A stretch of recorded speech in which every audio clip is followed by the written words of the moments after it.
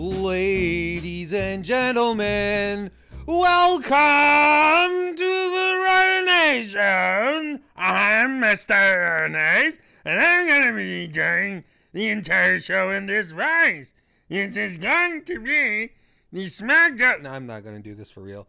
This is the SmackDown recap show of December 11, 2018.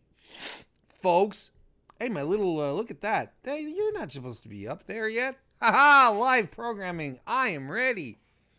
Yeah, good to see you. Good to have you with us or against us. But cross my fingers that you're actually with us. Thanks to everyone hanging out here. Thanks to everyone, because as you know, I do this live. The SmackDown recap every Tuesday night, 10:30 p.m. on the Eastern Seaboard. I do this live, so we have people who come and join me on youtube.com/Mr. Warren Hayes. I've got JPQ making sure everything is nice and tidy and clean and lets all the swear words go through the filter on YouTube. We got Graham, who's back. Good to see you, buddy. Jay, Kristen, Ashley, editor-in-chief of Diva Dirt. She hangs out here because I'm special. Kevin Carroll, joining for the first time. Kevin,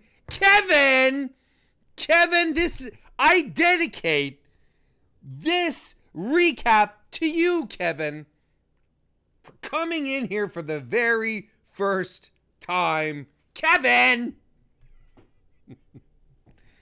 Nice to have you. Nice to have everyone. And if you're not watching this live, I'm so glad you decided to press the play button and get this going and enjoying yourselves, enjoying my company, enjoying my commentary, enjoying life, enjoying everything that pro wrestling can give us, especially WWE, which is in short supply. But you know what? I thought this episode of SmackDown was all right by me.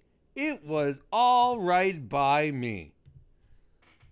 But we're going to get into it in a second here.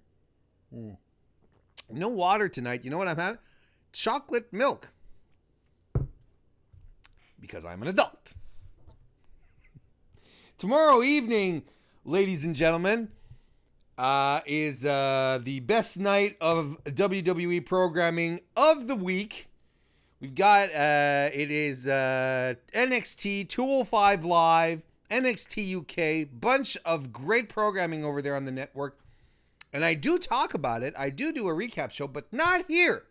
I don't do my recap show here on youtube.com/Mr. Warren Hayes. I do this over on FightfulSelect.com, which is the subscription service of Fightful.com Premium. Top-notch, grade A, numero uno combat sports news website. I nailed it. So basically, Fightful covers everything, all sports where people use fisticuffs, kicky-poos, lariatos, holdy holds, anything that has to do with combat. Fightful has you covered. Boxing, MMA, pro wrestling. If you don't care about boxing and MMA, then you go to FightfulWrestling.com. You have all your pro wrestling news all packaged up like that. Great place. Exclusives, scoops, interviews, all sorts of great stuff. But then on top of that, if you want more content, you want extra content, well, then you get what you do is you head on over to FightfulSelect.com and you subscribe to that premium service, and then you get a whole bunch, a buttload, some would say, of extra content for you that has all to do with pro wrestling, such as my 205 Live NXT UK recap. These days, I'm actually splitting it into two shows because WWE is giving us 2 episodes of NXT UK per week. So we gotta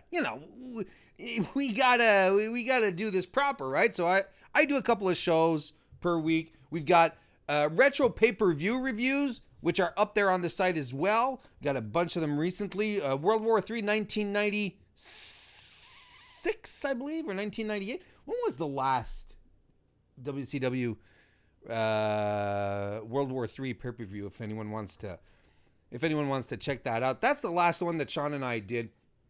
Sean being Sean Rossap, managing editor. I do those with him. Sean does the Fightful Report, which is a bit of a weekly news cycle that he does every week. You have the Weekender podcast. Steven Jensen takes that over. The Weekender covers all non-WWE programming. Lucha Underground, Impact, Ring of Honor, NWA. It's all there. Got Q&A sessions as well. Man, there's so much stuff there. And all it takes to get in there, to dive head first, to try stuff out, to get your toes wet even. You don't even have to dive. You don't have to go like full in and say, and then realize like, woo, the water is so cold. No.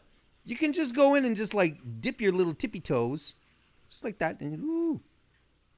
All you need to do that is $5 a month.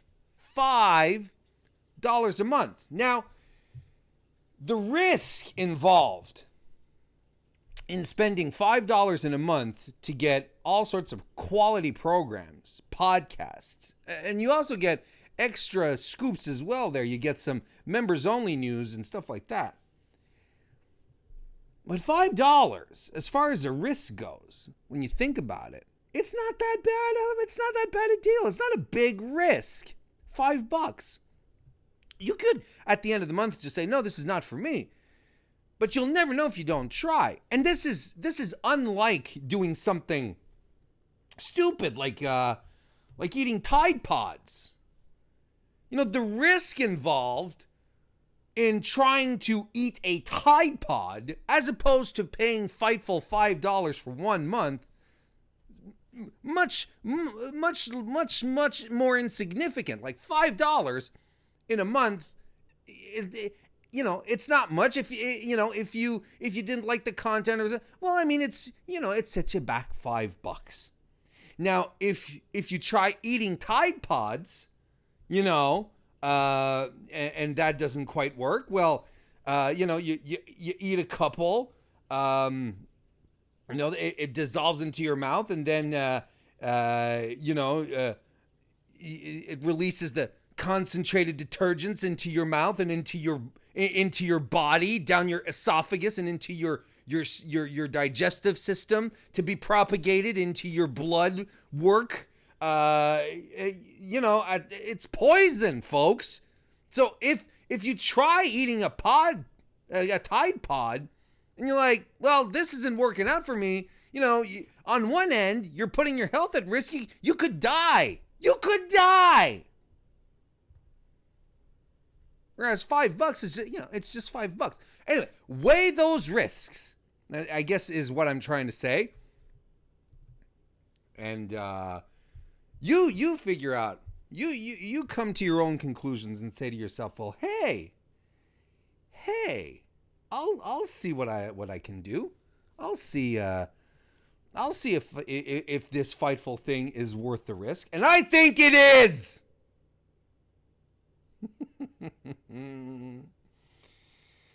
So there you go, folks. That's what I'm doing tomorrow. Then on Thursday evening, right here, we're back here on youtube.com/Mr. Warren Hayes. It will be my TLC prediction show, since we have the TLC pay-per-view coming up this weekend, with and I do these with a guest, and my guest this time is going to be Joe Soriano of the Daily DDT over on the Fan-Sided Network. He is a writer, contributor, top-notch A1 guy, a man of a million talents, a charmer, a guy who has magnificent insights. He will provide all the quality, top-notch, intelligent commentary and insight that you require and that Warren Hayes cannot deliver. So Joe will be here, and I'm really looking forward to it. It's been a while since I've had a chance to talk to Joe, so that'll be fun this Thursday. And then Sunday, I will have the pleasure of joining the Smart to Death podcast. I'll be joining Anthony right after TLC for their post show. For some reason, Anthony decided that it would be a good idea to reinvent me,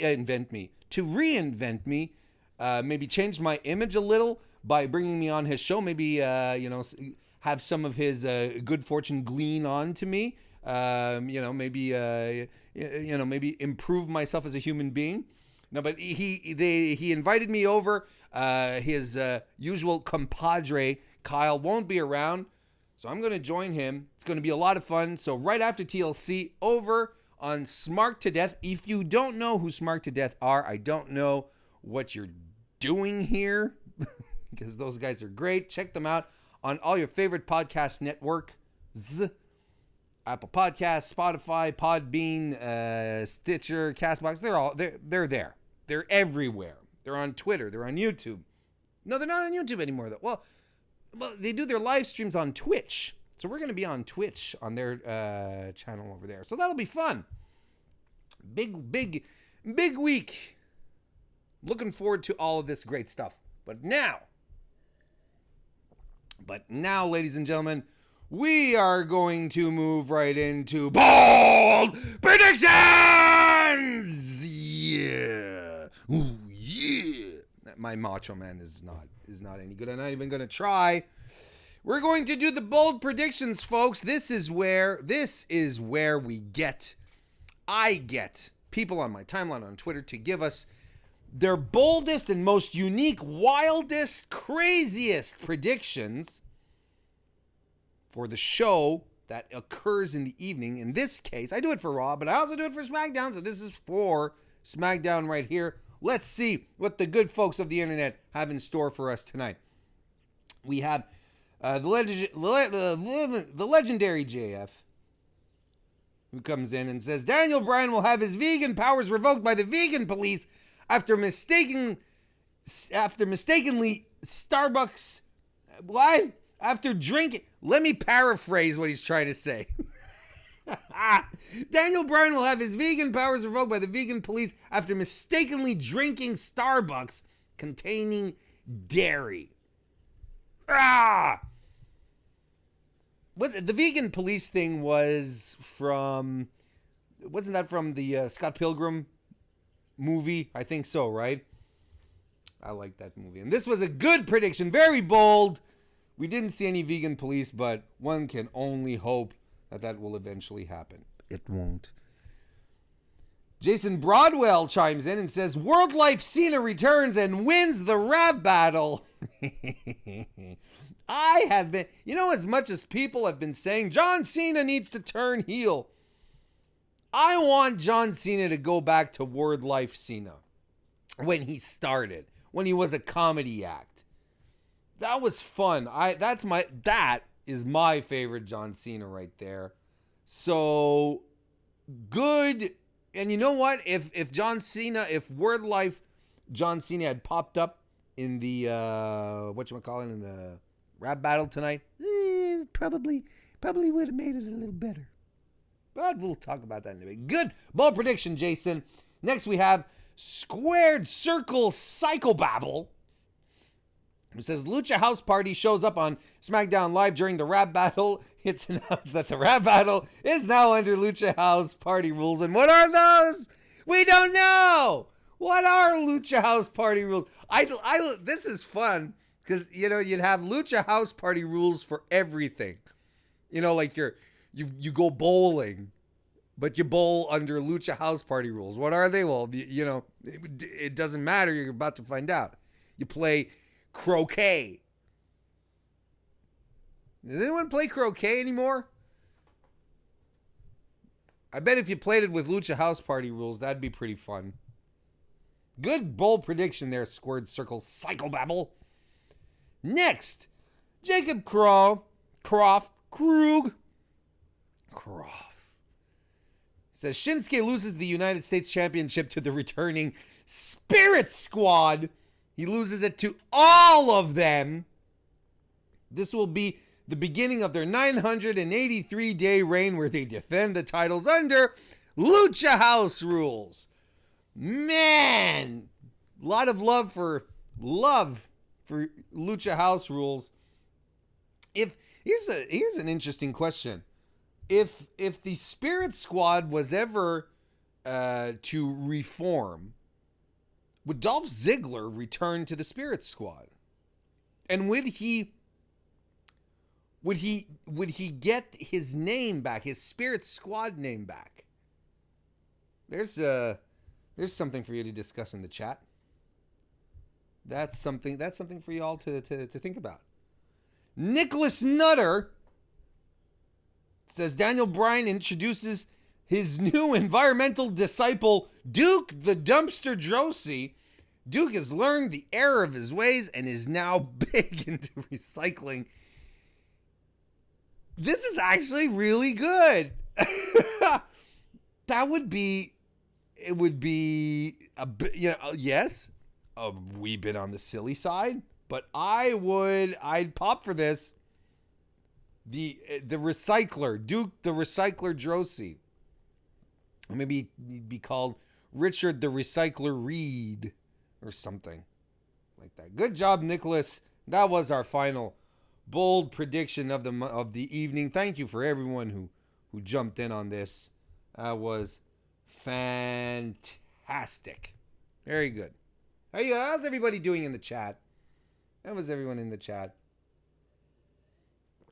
Kristen Ashley confirms that it was in the vegan police thing was indeed in the Scott Pilgrim movie. So that was fantastic.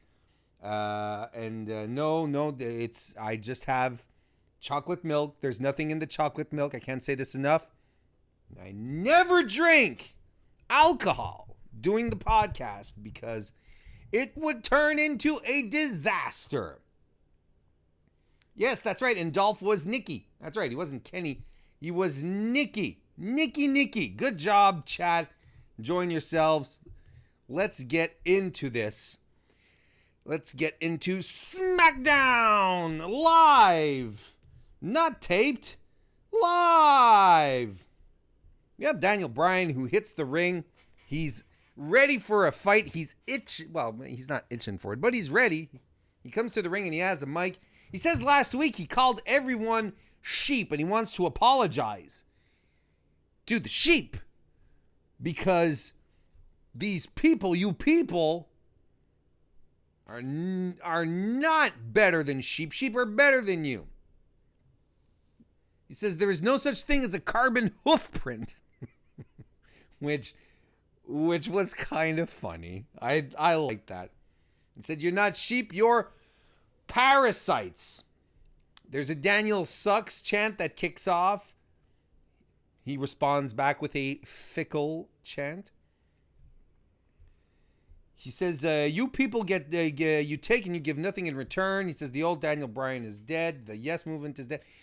Basically reinforcing a lot of the content of his previous promos to make sure, just to make really gosh darn sure that that everyone understands that Daniel Bryan he's a nasty meanie now. He's a crumble bum. He's a crumb bum, not a crumble bum. Crumb bum is what I was looking for. He's a crumb bum. And basically he says that he's going to beat AJ Styles this Sunday, and he plugs William Gaddis. He says, talking to my old friend William Gaddis, which is kind of odd because I think William Gaddis has been dead since 1998. Famous postmodern novelist William Gaddis made a career having only written 4 novels in his lifetime. You got to appreciate that. But no, the dude was considered a genius. His book, The Recognitions, was an extremely important novel and a novel I wrestled with in my undergrad studies. That was not fun, but you still appreciate that. So anyway, it made me giggle. That he plugged William Gaddis. But out comes Mustafa Ali, the heart of 205 Live. And he has a mic and he starts to talk, but Daniel Bryan cuts him off and he introduces him. Calls him the heart of 205 Live. Says he's an incredible performer. Invites him in the ring. Daniel Bryan says that he sees a lot of himself in Mustafa. And he says, here's a word of advice. You and I, we don't have to have this match tonight. These people here, they're too self-absorbed. They're too xenophobic, which I thought was an interesting topic to bring up. These people do not deserve this being their match. And Mustafa Ali wonders what happened to Daniel Bryan. He tells him, you inspired me. You made me believe that it was possible to become a WWE superstar. All of us on 205 Live look up to you, Daniel. The underdog who could stand up against anyone, anything. And then Daniel Bryan says, what kind of car do you drive?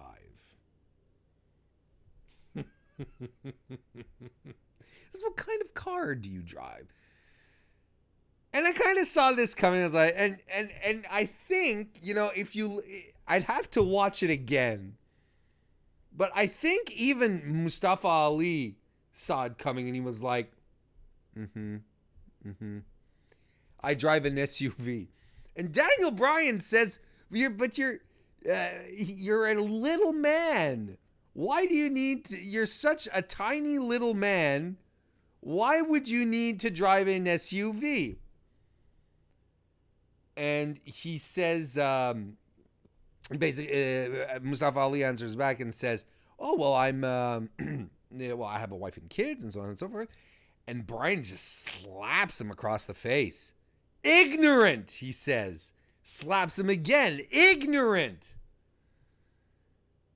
And Ali has more than enough, and he Hurricane Rana's Bryan, drop kicks him to the outside. Ali goes up to the top rope and delivers a somersault senton to the outside, and we cut to commercial. Now, I know what I'm getting into, right, at this point in the universe.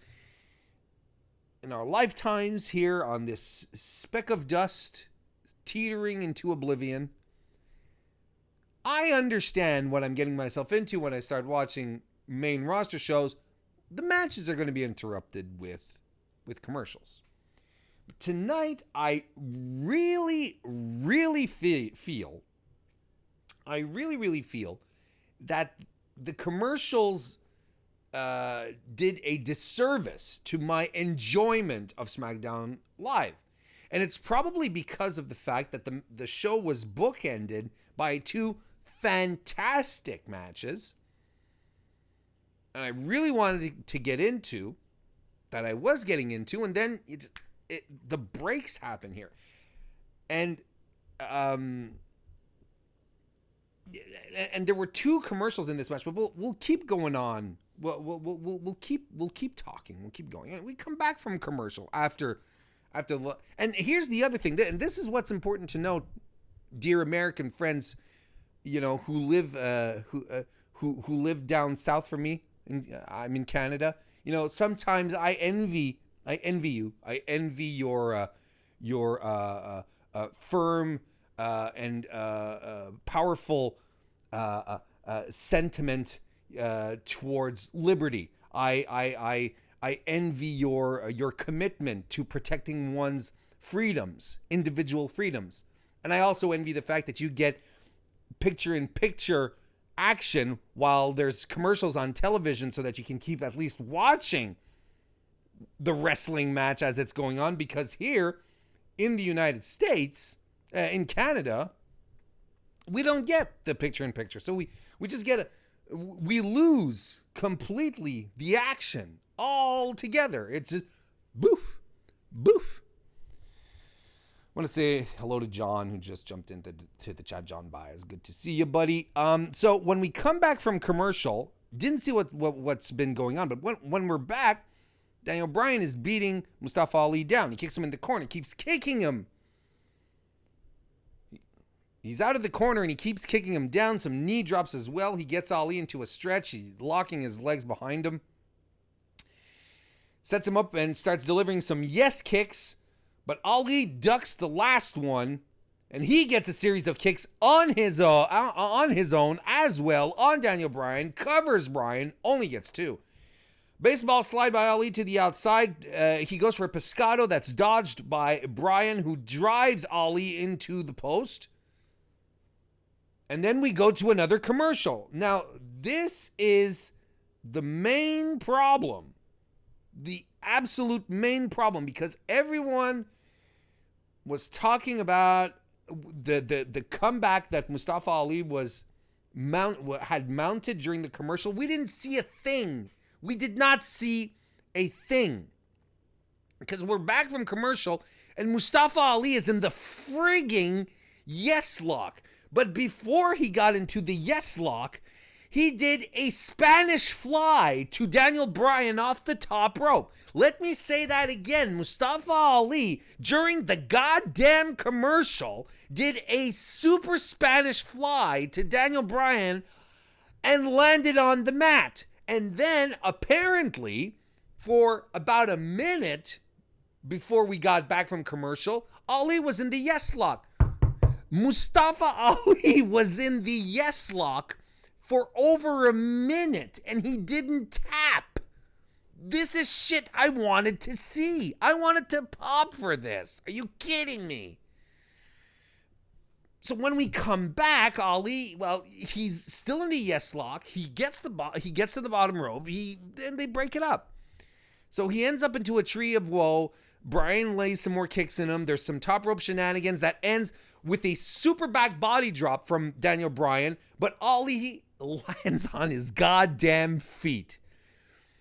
And he dodges a running drop kick from Daniel Bryan, starts striking him with open hand strikes.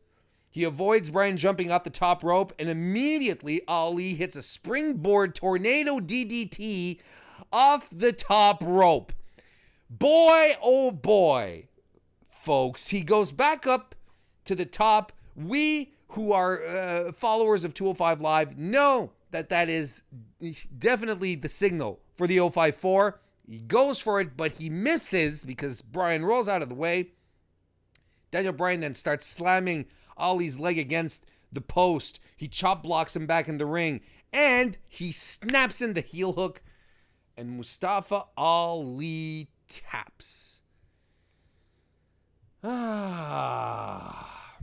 was such a good match for what we saw. After the match, Daniel Bryan goes back after Mustafa Ali and starts beating him down with the head stomps, holding the arms and doing the head stomps. It really looks vicious. It really looks vicious. There's no other way of doing that. He does the head stomp and he snaps the heel hook on Mustafa again, basically beating up Ali in effigy. This is actually really, really great for 205 Live for a bunch of reasons. I think it's, this is something that I have been saying for a while on my 205 Live NXT shows. You should have your cruiserweight guys do some matches on main roster. We had Buddy Murphy versus Ali at Survivor Series just a few weeks ago, and that was fantastic.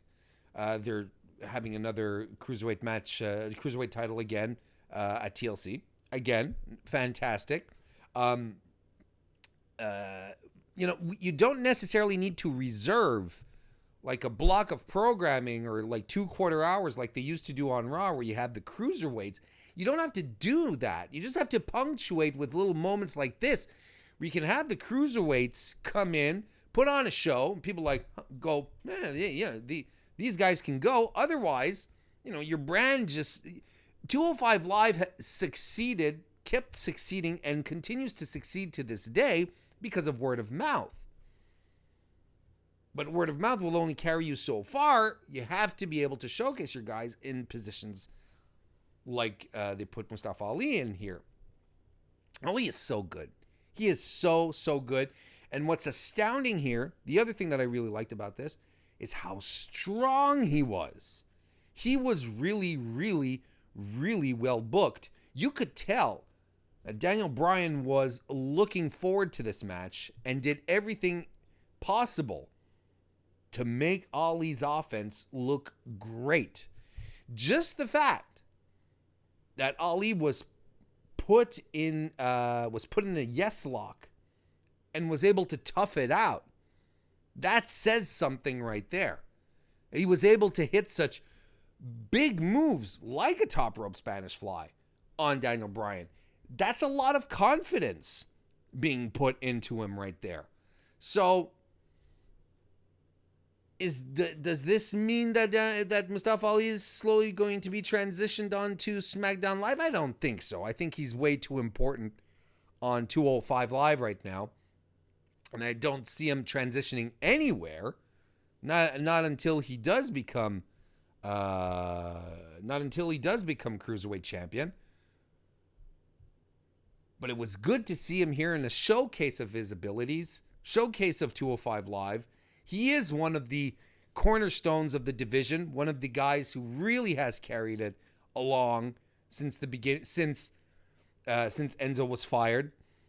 He and Cedric, Buddy Murphy, Drew Gulak, these are guys who carried the division on their shoulders the entire time. So this was fantastic. How you doing, chat? What's going on? What is going on?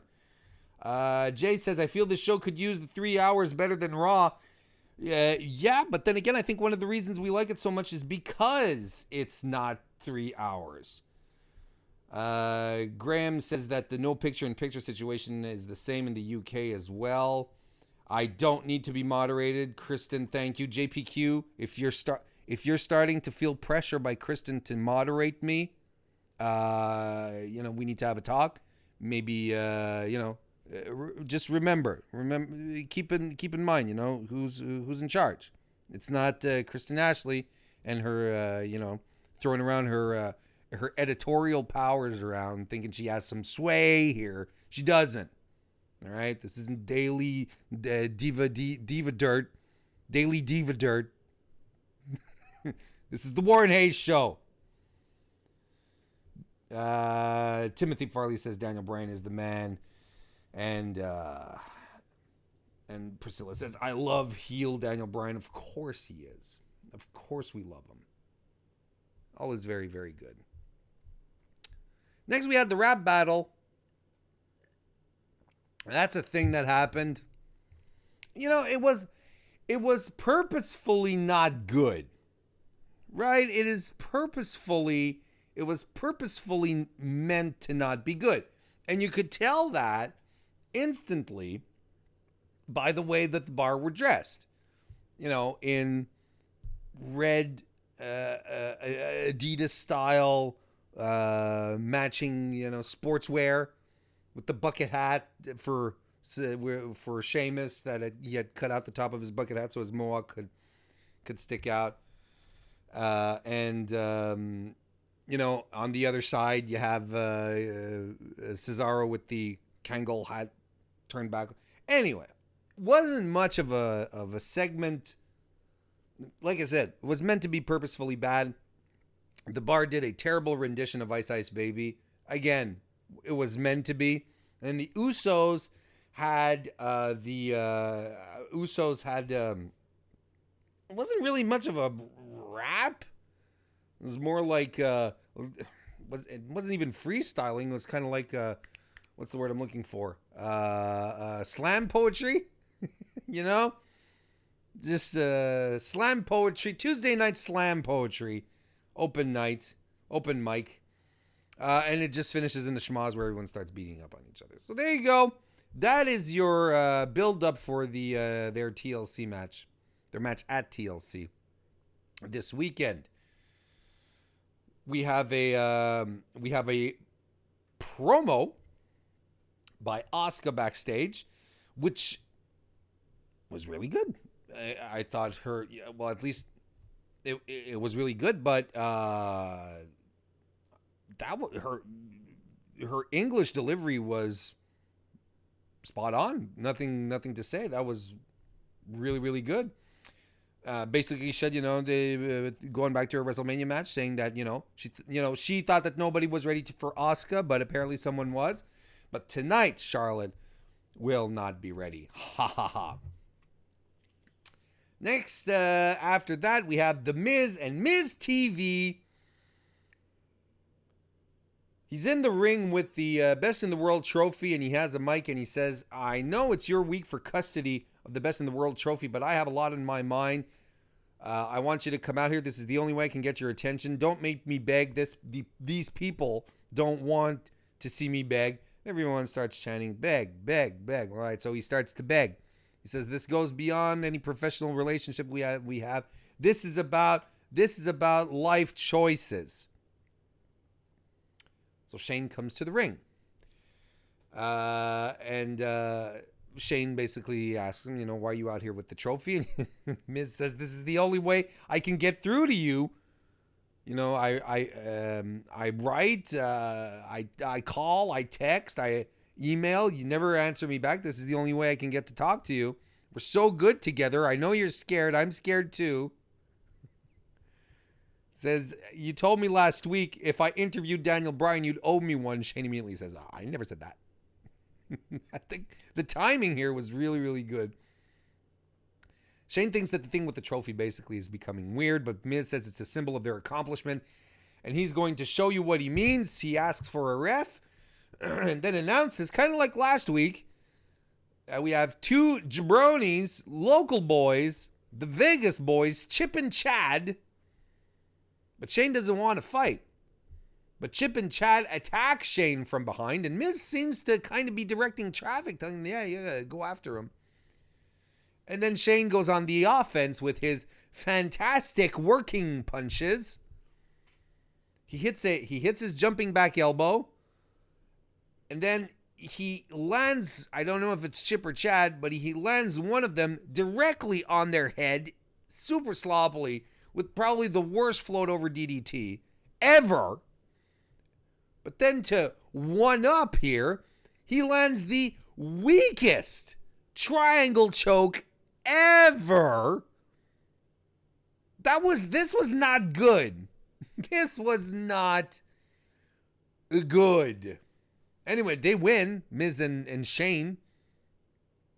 But this is something. See, this doesn't get interrupted by commercials, though.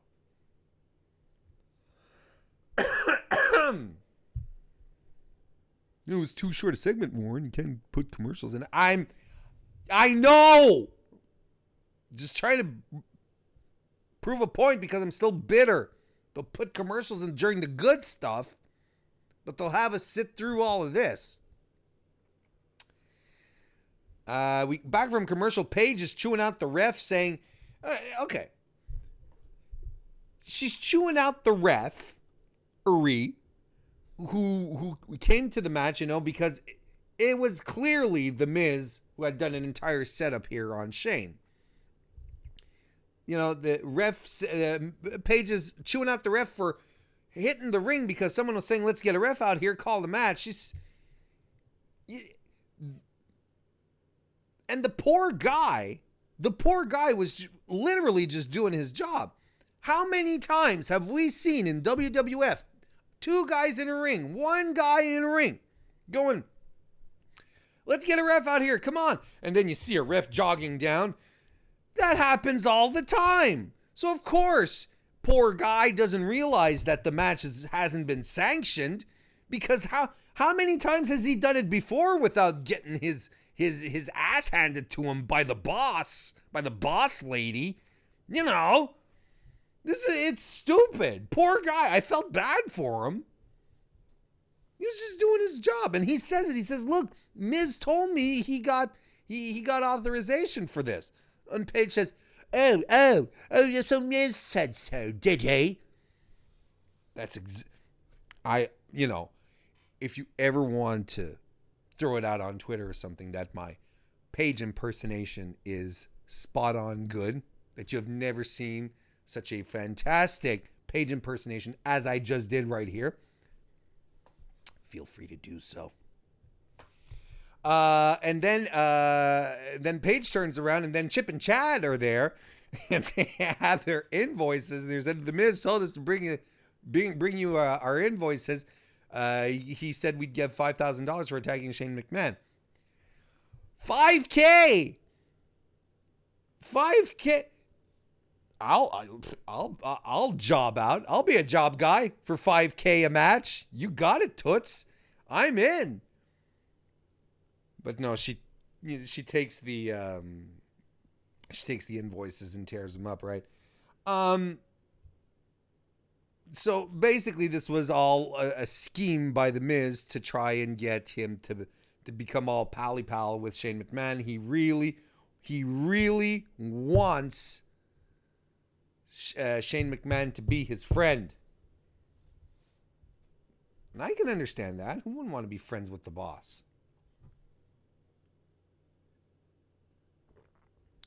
Randy Orton comes out.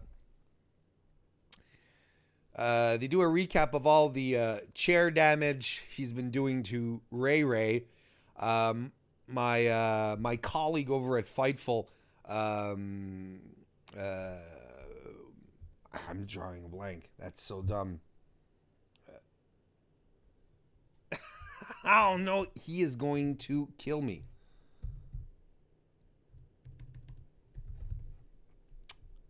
This is not good. I hope this doesn't get out there. Kyler. Oh my God. It just came to me. So Kyler tweeted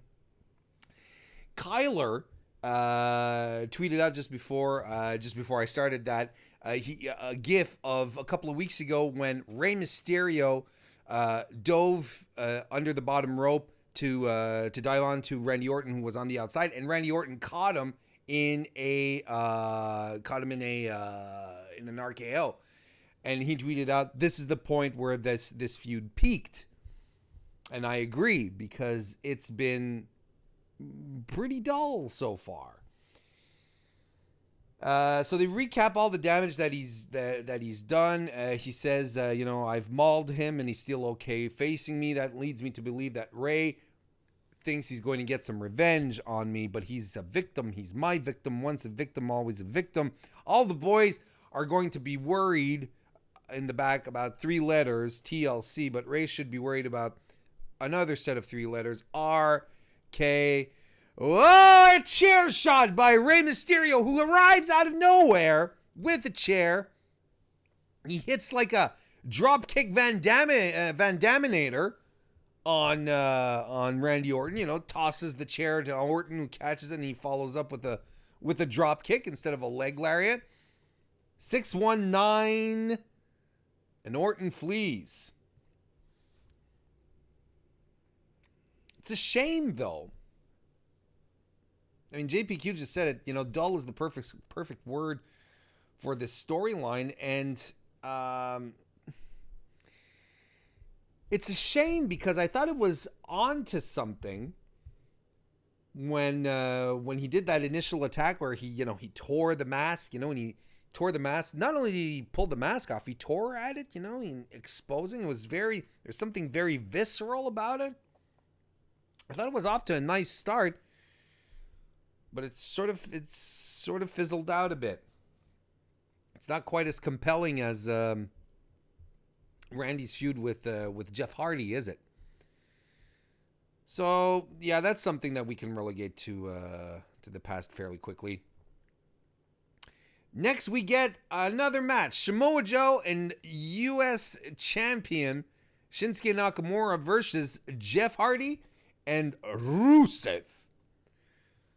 And just as the bell rings, R-Truth and Carmella come up at the top of the rope. Not the top of the rope, the top of the ramp. And do a dance break. This is typical WWE where there's this little gimmick that can be inserted at just about any time, anywhere, that people get a bit of a chuckle on. And they're like, okay, let's keep doing it. We're going to do it here. Come out of nowhere. And just the fact that it comes out of nowhere, it takes away a bit of its sheen. doesn't make it as special. You know, I like the idea of our Truth and Carmella just popping out of nowhere, doing some nonsense dance break, then leaving. But wouldn't it be nice? Wouldn't it be nice if for a couple of weeks we didn't see them, and then all of a sudden they come back? That would be nice. Because this was, well, it wasn't useless because it allowed Nakamura in his fantastic low-cut blue jumpsuit to get one up on Jeff Hardy. Samoa Joe comes in and we go to commercial. Back from commercial, Joe is getting some straight rights in on Jeff Hardy, who is your babyface in peril for this match, by the way. He hits a back elbow and enziguri on Jeff, covers him, but Rusev runs in to break it up. Shinsuke Nakamura comes in, drapes Hardy over the top turnbuckles and drives a running knee, covers Hardy, but only gets 2. Jack is back. Jack? Who's Jack? Joe comes back in with a bow and arrow on Hardy, who eventually battles back, misses the twist of fate, but gets the whisper in the wind on your boy Joe.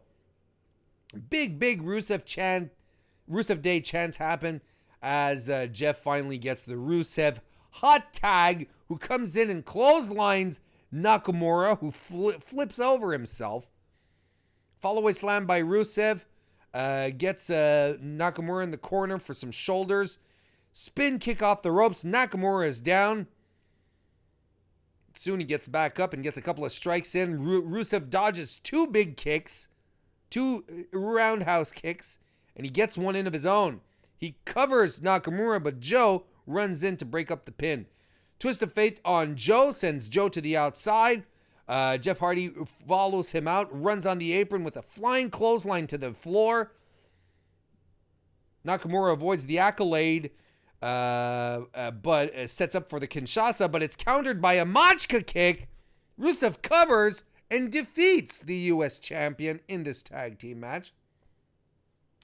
I thought this was pretty fun. I thought this was pretty cool.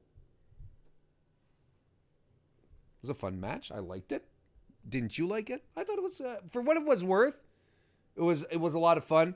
Some fun guys in the ring as well. Can't say I didn't enjoy it. JPQ in the chat asks, is Almas hurt? No. Not that I think, not that I know of. I just think right now they don't have anything for him to do right now. And Kristen says these recaps are so informative. Thank you, Kristen. Thank you so much. We're backstage again, and Shane is paying competitor. Shane confronts Miz, and he says, paying competitors to attack me, tricking refs. You crossed the line, Miz. And Miz says, he's never been despite all the accolades that he has, despite having main evented WrestleMania, having a film franchise, hit TV show on USA Network. He says, there's one thing that I have never been referred to as. I've never been referred to as best in the world until you came along, Shane. And he extends his hand over to Shane McMahon, who refuses to shake it. He walks away, and Miz stares longingly into the distance. We have AJ Styles, who cuts a quick promo, basically saying that he wants to beat the hell out of Daniel Bryan and regain his title this weekend at TLC, which leads us into our main event. Charlotte versus Asuka. Asuka comes to the ring, then Charlotte cuts a promo backstage saying that she doesn't break, she breaks winning streaks. Ooh, the burn. So, yes, we get it. It is a WrestleMania rematch. So let's get right to it. There's a hip attack from the get-go by Asuka. She's caught by Flair, but Asuka rolls down into a knee bar. Charlotte picks her up and She picks her up and drops and chops Asuka. There's some more chops by Flair. Asuka dodges a chop, spins right around into a waistlock, and German suplexes ya lady Charlotte, or ya girl. Charlotte avoids another hip attack and hits Asuka with a big boot. Moonsault by Charlotte off the top rope, but Asuka is able to get her into the Asuka lock off that, or at least she tries to get her into the Asuka lock. A lot of struggling by Charlotte to not allow Asuka to lock it in. And Charlotte eventually gets out by slamming Asuka onto her back to break out, but Asuka snaps right back and tries to get her into the Asuka lock again. And we cut to commercial because this is a good match. So, of course, more commercials. Back from commercial, and the ladies are striking each other. They're on their knees facing each other. And they're basically just delivering strikes directly onto each other. And they're not going easy on each other. I don't know if you noticed. It's not a light touch kind of match. They're going at each other. I get the feeling, friends, that the TLC match this weekend, it's going to be violent. I think they're going to lay into each other. So Asuka goes for her combo of strikes, but Flair blocks the back fist, which I thought was cool, has her scouted out. But Asuka doesn't give a shit, and she wraps herself around Charlotte into a nice octopus hold. Charlotte then wriggles her way out of there, gets her into a carry, drops her on her back, but Asuka hangs on, and we're into a crucifix pin position, and Asuka only gets 2 on Charlotte here, and she goes right into a Fujiwara armbar. Asuka rolls around a little bit and then gets Charlotte into a triangle. And not a Shane McMahon triangle. A nice proper triangle. But then get someone into a triangle, well, 90% of the time you're going to get someone deadlift. You're going to get the opponent deadlifting the triangle applier. Deadlift them. Slam them down, but Charlotte slams her down in a sit-out powerbomb, covers Asuka, I should say, for 2.9. Charlotte starts to taunt the Empress of Tomorrow,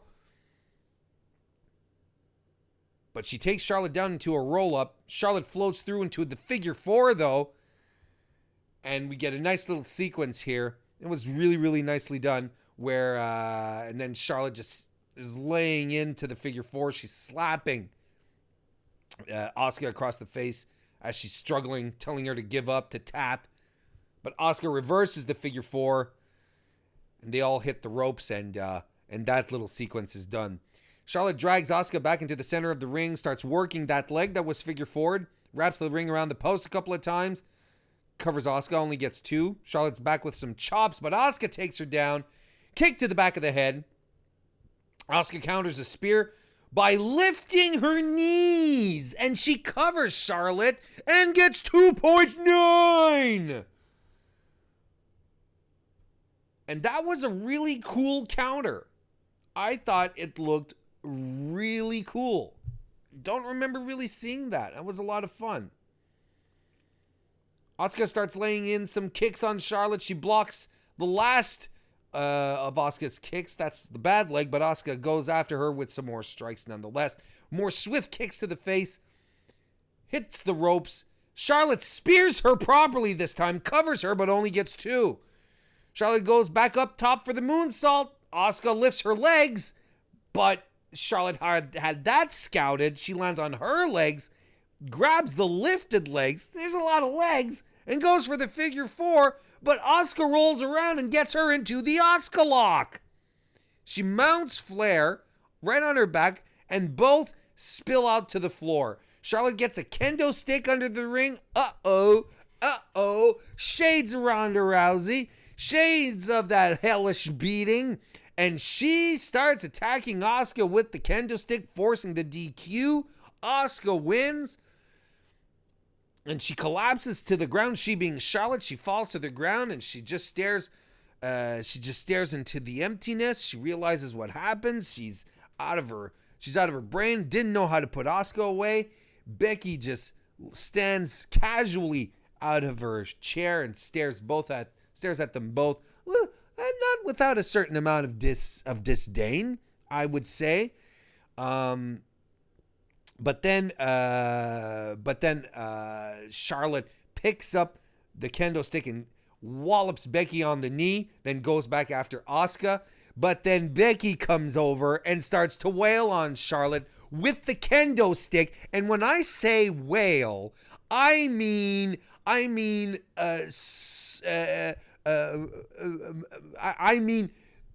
ocean mammal wailing. I mean, that was severe.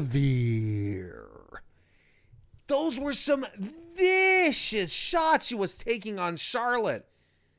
And then Asuka pops up and she tosses Becky over the table. Then Asuka gets the kendo stick and she starts wailing on both Charlotte and Becky, one after the other. And she's not pulling back on those shots either. And we finish with Asuka on the commentator's table over Becky Lynch, who's draped over the table. Charlotte is on the ground. And she's kendo stick in hand, the conqueror, the conquering empress. That was bananas. That was so good. As far as a final, it was a fun match. Okay. Wasn't it nice? Wouldn't you say, chat? What's this? What do we do? The chocolate doesn't look like a Hershey syrup mix. No, it's not, JPQ. It's not powder-based chocolate. No, it's actually chocolate milk from a jug, like that you buy instead of buying like regular milk. It's a jug of milk. The Ovaltine Dream Warnings. That's me. Okay, so here's the thing. Wasn't it nice? Everyone in the chat, everyone watching in the near future, wasn't it nice to see Asuka act like Asuka again? Because what we saw in this ring tonight was our NXT Asuka. We saw shades of her. This is the woman who dominated the NXT Women's Division undefeated for 2.5 years. This was her. Not someone who couldn't pin Carmella because of James Ellsworth in a cage. Right? This is our Asuka. This was the Empress. This was the killer. She was in control of this match. Here's the thing, is the story here was Charlotte, again, a little bit like Ronda Rousey and her match against Ronda Rousey. Charlotte didn't know how to put her away, so she snapped again and went for the kendo stick because she didn't know what to do anymore. So again, the story here is Charlotte not being able to put someone away in a fashion that she feels she's capable of doing, I guess, or capable of pulling off. Much to her surprise, to a certain extent. But this is normal because this is the Charlotte of old, the Asuka of old. So it was so good to see that, because if they continue to, if this is the momentum that Asuka is carrying into TLC, well then, ladies and gentlemen, boys and girls, and everyone in between, we are in for a treat. You know, Becky Lynch, who's in a mood, she's in a place where she feels like she has everything to gain and everything to lose. She has to go out there and prove herself. Asuka, who's being given the first legitimate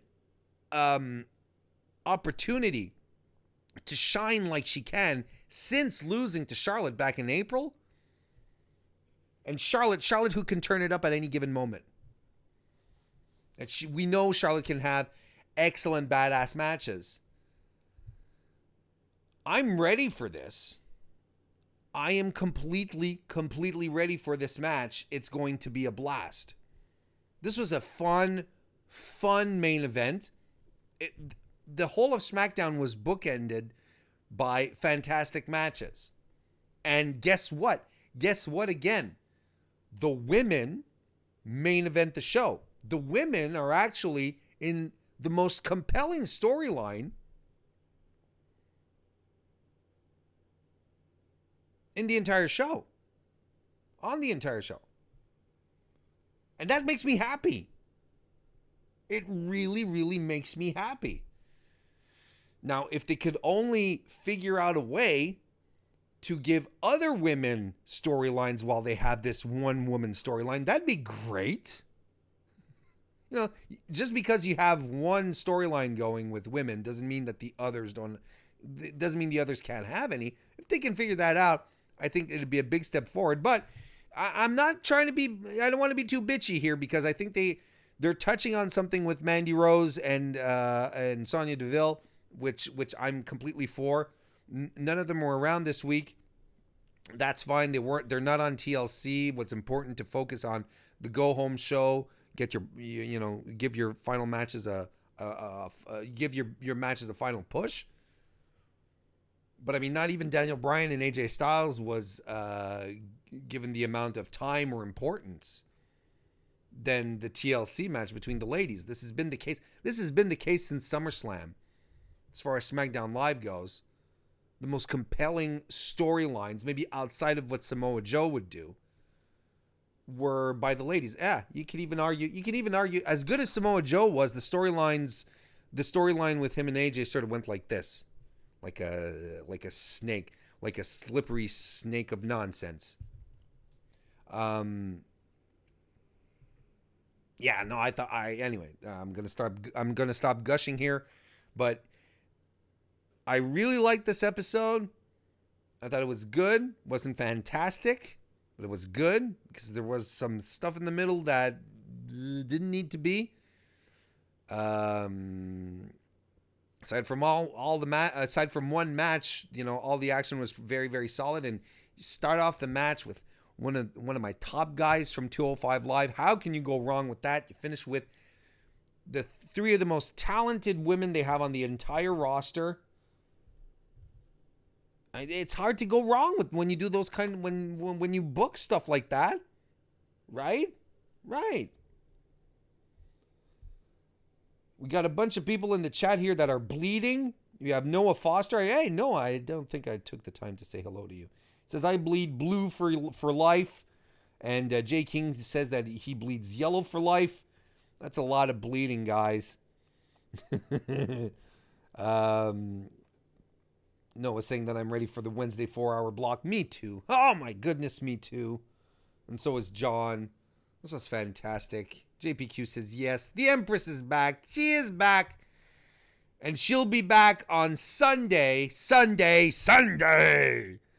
for TLC, first ever women's TLC match. So that's exciting.